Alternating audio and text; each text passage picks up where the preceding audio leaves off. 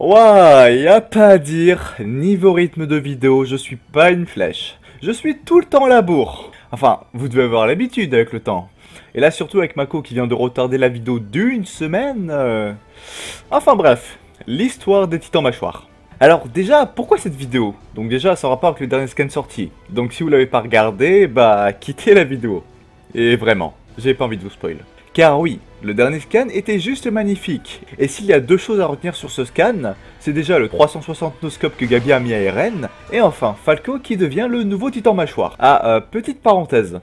On peut en parler 2 secondes que le titan de Falco est juste dégueulasse? Non mais heureusement qu'il va changer de forme avec le titan mâchoire, car là, waouh!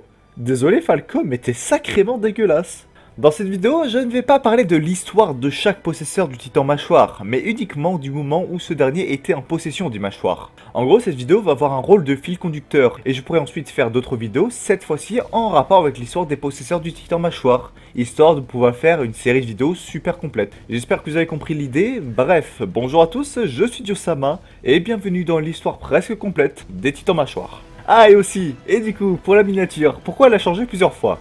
Alors, comme vous le savez, ce n'est pas moi qui fais mes miniatures, c'est Tim de la chaîne Critical AMV qui a la gentillesse de bien vouloir les faire.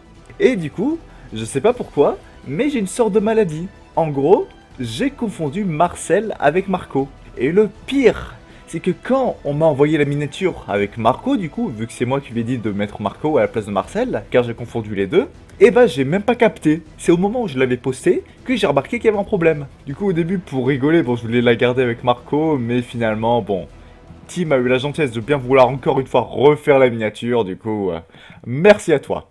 Et c'est pour ça qu'avant il y avait Marco et pas Marcel. Cette intro est beaucoup trop longue.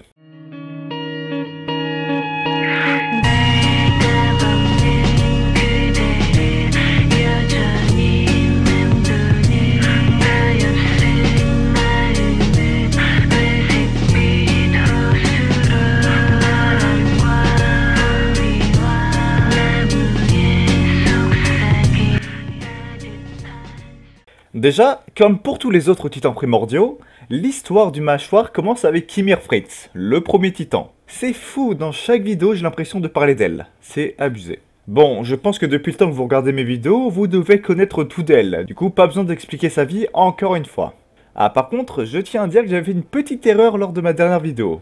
Non, Ymir n'est pas morte à 13 ans, mais 13 ans après avoir obtenu le pouvoir du titan. C'est important de préciser car je vous rappelle qu'elle a eu 3 filles, donc si elle a eu 3 filles à 13 ans, c'est un peu glauque comme histoire. Du coup, à la mort de Ymir Fritz, le titan mâchoire va passer de succession en succession dans les familles Eldiennes, puis chez les Mar, suite à la guerre des titans, événement qui, je vous le rappelle, a été causé par le premier roi Reiss. Nous retrouvons ainsi Marcel Galliard, l'un des 6 guerriers Mar, qui, suite à une sélection hyper stricte, arrive à obtenir le pouvoir du titan mâchoire en l'an 843. Le titan mâchoire est un titan de petite taille, extrêmement agile, possédant une mâchoire et des griffes acérées. Il a donc un rôle d'assassin, c'est-à-dire qu'il fonce rapidement sur les artilleries ennemies pour les détruire le plus vite possible. Il a donc un rôle important car si l'ennemi ne possède pas de canon ou de mitrailleuse, il devient ainsi à la merci des autres titans primordiaux, donc le féminin, le cuirassé et le colossal. En l'an 845, donc 2 ans après la sélection, Mar envoya Marcel, Rainer, Bertholdt et Annie sur l'île du paradis pour pouvoir mettre main sur l'originel, qui, je vous le rappelle, est toujours sous la possession des Eldiens. Malheureusement, le plan ne se déroula absolument pas comme prévu, et une fois la nuit tombée,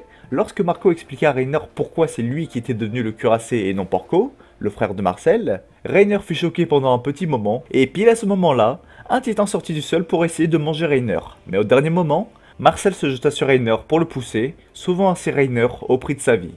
Marcel s'est fait dévorer. Le mystérieux titan hérita ainsi des pouvoirs du mâchoire. Ainsi, après plus de 60 ans errés dans le désert, Ymir devint le nouveau titan mâchoire. Alors oui, pour les personnes qui ont oublié, Ymir est vieille en réalité. Même si vous l'avez oublié, c'est pas grave, car je ferai bientôt une vidéo sur elle. Comme je vous l'ai dit, cette vidéo est l'axe principal d'une série de vidéos. Je ferai donc ensuite l'histoire des personnages qui sont en rapport avec ce titan primordial. Et donc, Ymir bien entendu. Faisons un saut dans le temps au moment de l'attaque de la tour d'Utgard. L'un de mes moments préférés du manga car on y voit pour la première fois le bestial.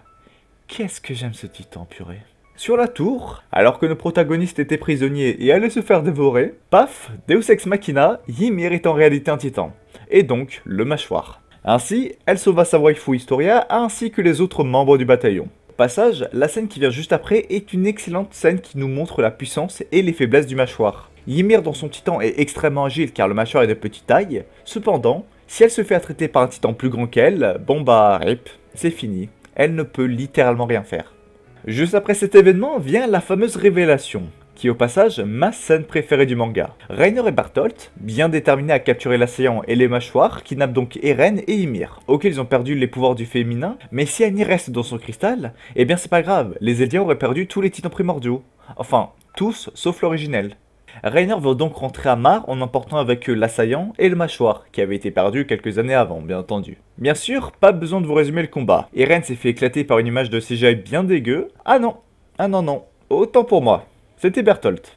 Bref, Reiner et Bertholdt ont kidnappé les deux shifters, et pendant le chemin, Reiner arrive à convaincre Ymir de lui suivre à condition qu'elle puisse emmener Historia avec eux. Ymir voulait sauver Historia en la faisant venir chez Mar, car elle savait que tôt ou tard, l'île du paradis allait se faire détruire par Mar. Ymir réussit donc à kidnapper sa waifu et à s'enfuir sur le dos de Reiner. Cependant, Erwin avait prévu le coup et a ramené une horde de titans en plein sur Reiner. Ce combat était un peu le bordel. Il y avait des morts de partout, des titans qui tombaient du ciel à cause de Reiner, et surtout, l'activation de l'axe par Eren. C'est à ce moment-là que Reiner a compris que l'originel était sous la possession d'Eren, et qu'il a compris qu'il était dans une très mauvaise posture. Alors que Bertholdt allait se faire dévorer par les titans, Ymir, après avoir dit adieu à Historia, partit sauver les deux guerriers Mar. Alors vous devez vous demander pourquoi elle est revenue vers eux au lieu de les abandonner. Eh bien, Ymir se sentait un peu coupable pour Marcel. Je vous rappelle que dans la SNK, il n'y a pas vraiment de méchants ou de gentils.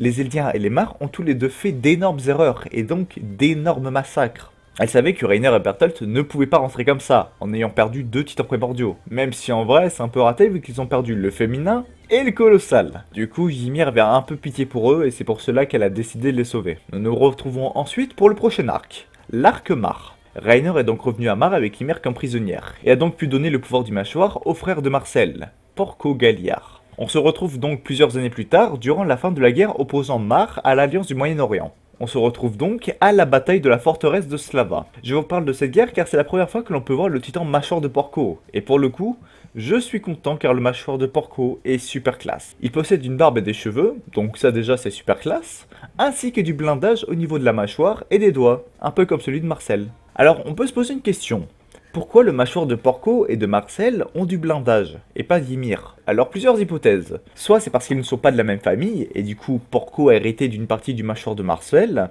bon, c'est un peu bizarre comme théorie mais pourquoi pas, soit c'est parce que Ymir est une fille, c'est une possibilité en soi, soit car Ymir est resté 60 ans sous forme de titan, chose qui me paraît être le plus logique. En tout cas, pour revenir au Moyen-Orient, là-bas Porco a pu nous montrer encore une fois l'utilité du mâchoire, à savoir foncer sur les structures ennemies pour les détruire. À cause de lui, les défenseurs n'avaient plus de canons anti-titans et se sont donc fait massacrer. Alors que Mar allait fêter la victoire en écoutant le discours de Willy Tabor, pas de chance, Eren est là et a mis un bordel monumental. C'est la guerre de partout. Eldien contre Mar, titan contre titan. Du coup, vous aurez deviné que je vais uniquement parler de la performance du mâchoire qui était... comment dire, mémorable? Non, car en vrai, il s'est juste fait défoncer par Levi et Mikasa, puis lorsqu'il voulait attaquer Eren, certes, il a réussi à lui infliger d'importants dégâts et a failli réussir à voler l'originel, mais juste après, il s'est juste fait détruire par Eren. Et en plus de ça, c'est grâce à lui qu'Eren a réussi à obtenir les pouvoirs du marteau d'armes. Et oui, hashtag Porco Titan Casse-Noisette. Donc bon, on peut dire qu'il a fait de son mieux, même s'il s'est quand même fait massacrer. Heureusement que Papa Reiner est venu le sauver à la fin, car si le mâchoire de Porco avait terminé comme ça... bon bah j'aurais été vraiment dégoûté. Entre nous, au point de vue physique, c'est mon titan préféré. Dommage qu'il soit aussi faible.